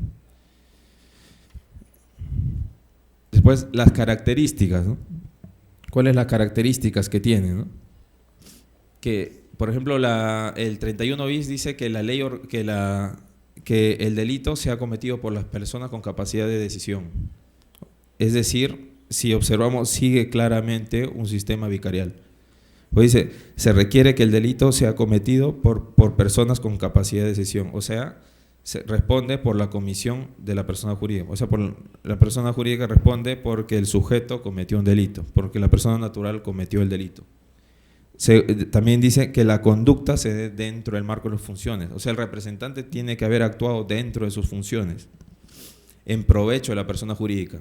Este término provecho lo vamos a ver más adelante, que ha traído inconvenientes y ha sido modificado en la reforma del 2015, la última reforma española que hubo, porque traía muchos inconvenientes. Otro punto interesante es que la responsabilidad penal de la persona jurídica es autónoma.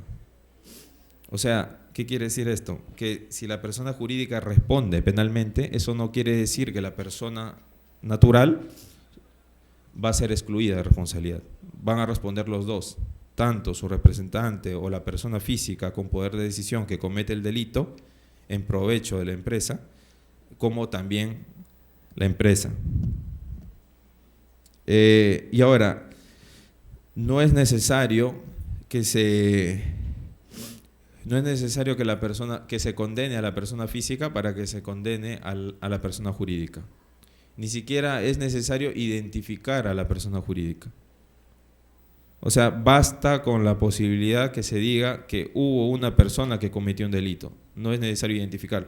Y, por ejemplo, este es un punto de los que se valen los que siguen la teoría de la autorresponsabilidad, que dicen que este es un punto que está diciendo que para imputar a la persona jurídica no estoy dependiendo de ninguna conducta, porque si yo no requiero que se identifique a la persona natural ni que se condene, entonces estamos diciendo que la persona jurídica responde por su propio hecho. De esto se vale en la otra tendencia. Por ejemplo, está en debate hasta la actualidad. Entonces basta que se haya probado con que alguna persona natural haya cometido el delito. Otra de las características es que las circunstancias atenuantes y agravantes que concurren en la persona física no son trasladadas a la persona jurídica. Y una de las excepciones a la imputación para la persona jurídica es que se encuentran excluidos de este ámbito, se encontraban, porque esto ha sido reformado, los partidos políticos y los sindicatos. Y también el Estado, ¿no? Y las empresas vinculadas a él. Y esto de la exclusión de los partidos políticos trajo un gran problema, ¿no? Y los sindicatos, porque es uno de los grandes focos en los cuales se da el blanqueo de capital, el lavado de dinero, ¿no? Por eso trajo una de las grandes discusiones, ¿no? Y otra de las características de la responsabilidad penal de la persona jurídica en el derecho español es el caso de que solo se imputa penalmente cuando la empresa tiene personería jurídica. Cuando aquella empresa que no tiene personería jurídica, se aplican las consecuencias accesorias. Y se plantean críticas contra esta figura, contra el 31 bis, porque no contenía circunstancias eximentes de responsabilidad. Por ejemplo, los famosos compliance, ¿no? Los programas de cumplimiento. y solo se hablaba de atenuaciones en ciertos casos, pero no de eximentes, por lo que se decía que no otorgaba protagonismo, no daba importancia a los programas de prevención de delitos. Y el problema de los partidos políticos, ¿no? Como le dije, los partidos políticos y los sancionados no deberían ser una excepción a la responsabilidad de la persona jurídica, ¿no? El último cambio que hubo en enero de 2015, se modificó aunque no ha habido muchos cambios, lo que hubo es una ordenación de los criterios, porque antes en el 31 bis se encontraba el sistema de imputación. Se decía que la responsabilidad de la persona jurídica es independiente a la responsabilidad de la persona natural y que no se aplicaban las circunstancias modificativas del sujeto de la persona natural a la persona jurídica, tampoco las atenuantes y las excepciones. Ahora lo que se hizo es redactarlo con mayor claridad, ¿no? Se implementan, por ejemplo, ahora se hace referencia a medidas de vigilancia y de control, programas de cumplimiento, se le da mayor. Es que la idea que hay con los programas de cumplimiento los programas de cumplimiento tienen importancia cuando hablamos de autorreferencialidad, porque ahí se dice, si la persona jurídica, si la implementación del programa de cumplimiento que has dado a tu empresa cumple con los objetivos, no respondes penalmente. Por eso es importante los programas de cumplimiento. Si aquellos están establecidos de manera adecuada, o sea, si previamente al delito tu empresa tenía un programa de cumplimiento eficiente, no respondes penalmente. Si lo tenías, pero no era idóneo para contener los riesgos en los delitos, respondes penalmente. Aquí está que se cambia en el 2015, se cambia el término provecho. Lo que pasa es que el término provecho era mal interpretado, a veces se hablaba de un provecho personal, ¿no? de la persona natural que actuaba en provecho personal, por ejemplo, por querer subir de puesto, pero no era entendido claramente como un provecho para la persona jurídica. Por eso es que se habla ahora por beneficio directo o indirecto, ¿no? Se cambió también el término administradores de hecho o de derecho, y ahora se habla a toda persona con capacidad de decisión, ¿no? Que actúa en nombre de la persona jurídica. Ahora se incluyeron causas eximentes de responsabilidad. Ahí está, cuando el órgano se incluyen causas eximentes de responsabilidad, es decir, en los programas de cumplimiento.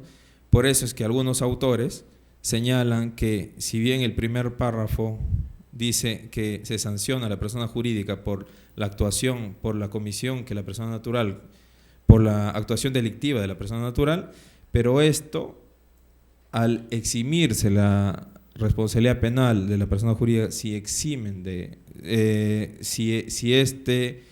aplicó, creó programas para prevenir delitos, entonces dicen, ¿estamos ante un sistema vicarial o estamos ante un sistema de autorresponsabilidad? Porque si hay programas de cumplimiento, siempre que haya programas de cumplimiento, necesariamente tenemos que hablar de autorreferencialidad. Por eso es que algunos señalan que que en ese caso están ante un sistema mixto.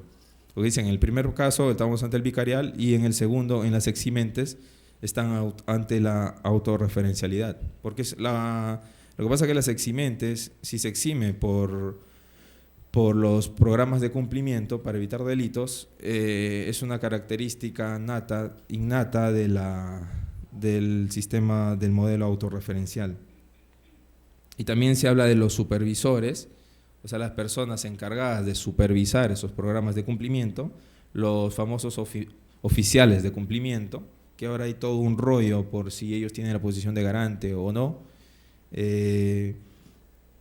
Y hay otro, por ejemplo, si la empresa establece un oficial de cumplimiento si ha sido elegido, si es el más capaz o tiene todos los estudios necesarios, la empresa se va a ver desvinculada.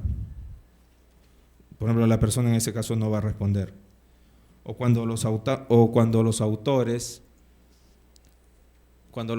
individuales han cometido el delito eludiendo fraudulentamente los modelos de organización y prevención. O sea, el programa de cumplimiento está bien hecho, pero la persona natural que por habilidades fraudulentas logra evadir y cometer delitos.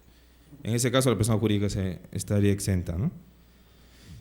Después hay otros en caso de omisión. En caso que no haya existido omisión en el ejercicio del que cumple, del encargado del cumplimiento de funciones, ¿no? En ese caso se vería exento de responsabilidad. Ahora, si es que no se dan estos casos, en la legislación española ponen atenuantes, ¿no? Si se han dado estos casos, eximentes. Si no se han dado estos casos, atenuantes. Ahora, ¿cómo ha sido la política criminal en el Perú? En el Perú tenemos un modelo político criminal de seguridad ciudadana, como en muchos países. Sanciones administrativas, aquí el derecho administrativo no hay ningún problema para imputar administrativamente a la persona jurídica, no hay ningún problema, que si bien no se dan aquellas garantías, aquellos criterios que se dan del derecho penal, pero se aplican sanciones administrativas, tenemos las consecuencias accesorias. En el 105 del Código Penal tenemos consecuencias accesorias y hay un acuerdo plenario, en el 2009 hubo un acuerdo plenario donde más allá de todos los temas interesantes lo que dice es, lo que pasa es que aquí también hubo discusión entre la naturaleza jurídica de las consecuencias accesorias, ¿no? Si eran penas, no eran penas, eran medidas de seguridad o eran consecuencias accesorias, ¿no? ¿Qué eran, no? Y como había tanta discusión, el acuerdo plenario no sé si aclaró, pero terminó diciendo que eran sanciones especiales.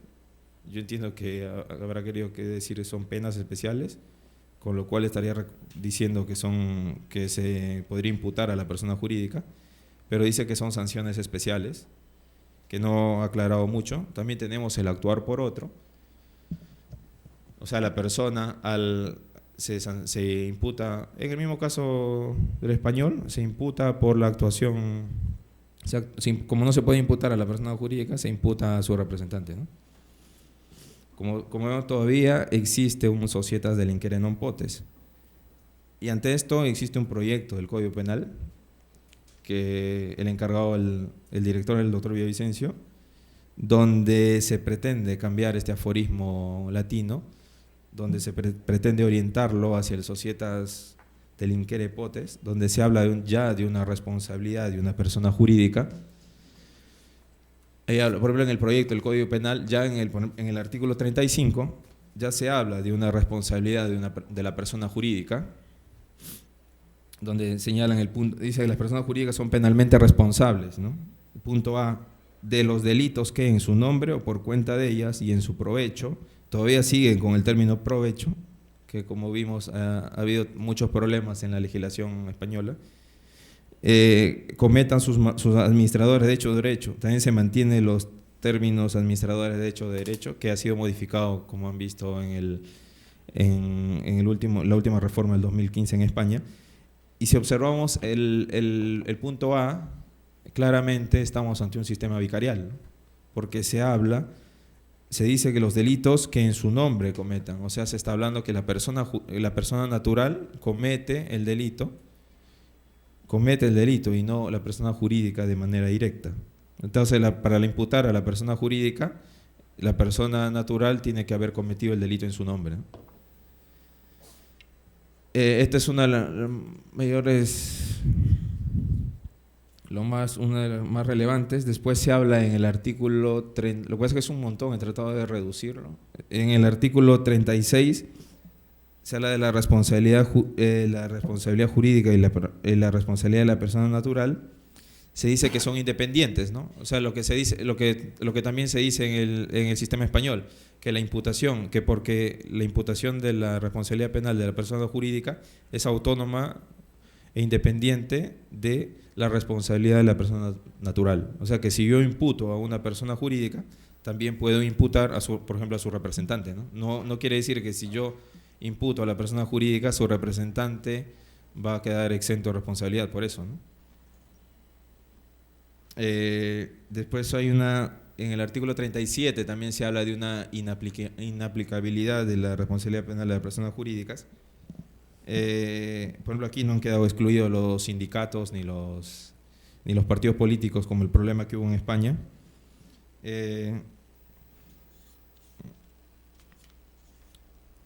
Después lo que se observa, una de las características de este proyecto es que en España los delitos están reducidos a ciertos, el ámbito de actuación delictiva está reducido a ciertos delitos. No, en cambio, en este proyecto el ámbito de actuación delictiva era para todos los delitos. Por ejemplo, en Chile está reducido a 3 delitos. Que también en Chile hay responsabilidad de persona jurídica, está reducido a 3 delitos. Uno de ellos es el lavado. Y ante ello existe un dictamen de la Comisión de Justicia del Congreso que ha hecho varias modificaciones al proyecto y ha trasladado y sigue hablando de la responsabilidad. Y después hay un proyecto de la CAN, Comisión de Anticorrupción, ¿no? Comisión de Alto Nivel Anticorrupción. Hay un proyecto de la CAN donde ha tratado de reducir el ámbito de actuación de la persona jurídica, y es por eso que ahora vamos a ver reflejado que vemos ahí hay un artículo 584 que quiere decir que solo habrá responsabilidad de persona jurídica cuando estemos ante un cohecho internacional. O sea, antes en el proyecto estábamos ante un numerus apertus, ahora estamos ante un numerus super clausus, ¿no? Entonces hay una reducción del ámbito de actuación solo para el cohecho internacional y se sigue manteniendo el sistema vicarial, ¿no? Porque dice que en su nombre o por cuenta de ellos, ¿no? Y en su beneficio directo o indirecto cometan, ¿no?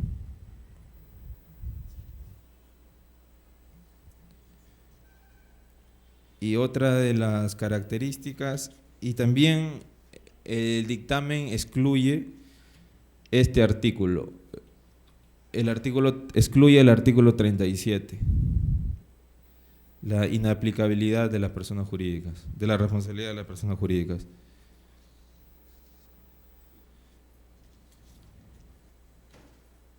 Se excluye ese caso. Después otro punto fundamental. Después se habla en el 131 de la autonomía de la responsabilidad de las personas jurídicas, igual que en el proyecto. Pero una de la importancia que tiene el proyecto y también el dictamen es que, a diferencia, por ejemplo, de la primera ley del 31 bis originario español, es que el originario español solo atenuaba la responsabilidad. En este caso, bien se ha hecho aquí, es que se han establecido pautas. Por ejemplo, en el ordenamiento español, en el 31 bis original, se criticaba que no se había dado importancia a los criterios de prevención, a los programas de prevención. Y esto sí se ha dado importancia en el proyecto del Código Penal y en el dictamen de la Comisión de Justicia de Derechos Humanos, ¿no? Esto es muy interesante este punto. E incluso tan interesante que la reforma española 2015 ha tenido en cuenta que la gran importancia de los programas de cumplimiento y ha establecido eximentes de responsabilidad, ¿no? Y ahora para cerrar, quería ver algunos alcances personales, ¿no? Para poder hablar de responsabilidad de la persona jurídica. Lo que pasa es que en la responsabilidad de la persona jurídica tenemos dos alternativas, ¿no? Una es crear una nueva teoría del delito para las personas jurídicas y la otra es aplicar los criterios penales que ya tenemos, ¿no? Aplicar y tratar de ver qué criterios nos sirven y qué criterios no. Porque el problema de crear una nueva teoría del delito para la persona jurídica está en no nos alcanzaría una vida, ¿no? porque la evolución de la teoría del delito para la persona natural es todo el tiempo que ha conllevado, y por eso es uno de los problemas. Por eso es que mi posición está en la segunda todavía, ¿no? En adoptar los criterios ya existentes y trasladarlos a la responsabilidad de la persona jurídica. Pero primero, para ello, lo importante para la persona jurídica, para hablar de imputación de la persona jurídica, es su reconocimiento, ¿no? O sea, el reconocimiento de la persona jurídica como sujeto de imputación. O sea, ya no entender, y yo aquí me valgo de Kelsen, porque Kelsen habla de, no hace para Kelsen la persona natural y no es distinta a la persona jurídica, sino todas son personas jurídicas, porque se les reconoce derechos porque tienen derechos y tienen obligaciones, ¿no? La persona jurídica es el género y la persona natural, como tiene derechos y obligaciones, es a la vez una persona jurídica. Entonces, a mi modo de ver, se debe partir del reconocimiento de la persona jurídica para poder imputar. O sea, reconocer a la persona jurídica como sujeto de imputación, el punto de partida, ¿no? Y el problema del principio de fragmentariedad, se dice el principio de fragmentariedad, pero ¿para qué el derecho penal si tenemos el derecho administrativo, ¿no? Y en cierta razón tienen sentido, porque tienen razón, porque en muchos casos la sanción administrativa es muy dura, ¿no? Son a veces millones de dólares que tienen que pagar, y a veces es más duro para una persona jurídica. Pero el problema que hay en las sanciones, el problema que hay con el derecho administrativo es, por ejemplo, que yo veo es que, por ejemplo, no tenemos faltas en lavado, ¿no? O sea, si queremos ir al derecho administrativo, habría que identificar las figuras que se dan a través de la persona jurídica, pero en el tema administrativo, ¿no? Y no, por ejemplo, no tenemos falta de lavado. Por ejemplo, si se da lavado como delito y si lo llevamos al derecho administrativo, eso tendría que ser considerado falta, ¿no? Habría que reorientar el derecho administrativo, porque en el derecho administrativo también tenemos problemas. O sea, si uno dice, ya, llevemos al derecho administrativo, pero hay que reorganizar el derecho administrativo, porque como lo tenemos no sirve, no digo que no sirve, no se aplica de buena forma como debería ser, ¿no? Y otro de los problemas que tenemos es el principio de fragmentariedad, ¿no? Que decimos, no, ¿para qué? El derecho penal que debe ser la última ratio, que hay que limitar las actuaciones más graves, pero yo lo entiendo al revés, como que si las actuaciones son graves, entonces el derecho penal debe intervenir, porque eso es la idea de la política criminal, es que ante situaciones graves que pongan en peligro la convivencia social, deben intervenir todos los criterios, todos los elementos que tiene el Estado para hacerle frente. Y si uno de ellos es la responsabilidad de la persona jurídica, pues bien, ¿no? Y otro de los asuntos es la acción de la persona jurídica, ¿no? Con la acción, o sea, se dice la persona jurídica no tiene acción. Ya von Liszt se lo decía hace más de 100 años, que si la persona jurídica puede contratar, también la persona jurídica puede delinquir, ¿no? O sea, ahí no encuentro problema. Hay otras tendencias que dicen, no, que excluimos a la acción y no, que la acción, no, como Basigalupo, que hace, ¿no? Que pone la acción dentro de la imputación objetiva y ya nos olvidamos de la acción. Pero entonces la acción no es un problema y el injusto tampoco un problema. El problema está en la culpabilidad, ¿no? Pero en la culpabilidad la culpabilidad tiene imputabilidad, conocimiento de antijuricidad y exigibilidad. La persona jurídica, imputabilidad, no. Exigibilidad, no. Conocimiento de antijuricidad, sí, claramente conocimiento de antijuricidad. Porque si vemos en el derecho penal económico, las figuras que más se dan muchos casos de error de prohibición. Por ejemplo, a mi entender, la persona jurídica tiene conocimiento de antijuricidad y también, a mi modo de ver, eso valdría para fundamentar la culpabilidad. Más o menos lo hace Basigalupo para fundamentar la responsabilidad, la culpabilidad para personas naturales, ¿no? Él habla de una capacidad, solo con el conocimiento de la antijuricidad, pero esa es una propuesta que será vista tal vez más adelante. Bueno, muchas gracias.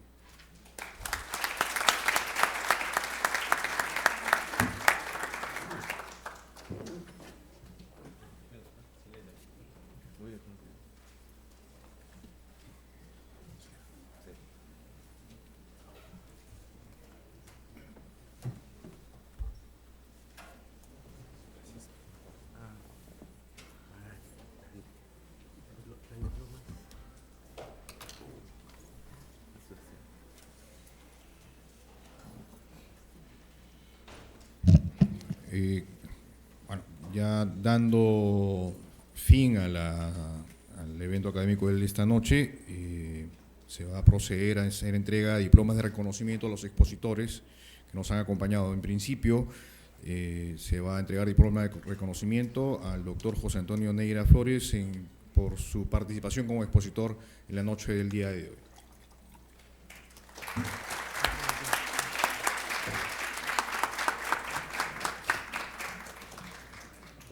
Muchas gracias.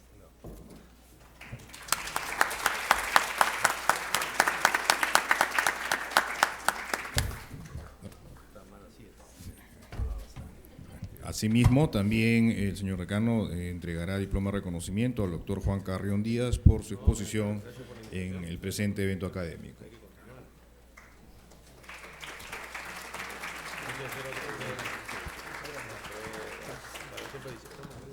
Con este último acto se da por concluida la actividad del día de hoy, agradeciéndoles a todos ustedes por su participación y esperándolos el día de mañana a la misma hora. Muy buenas noches.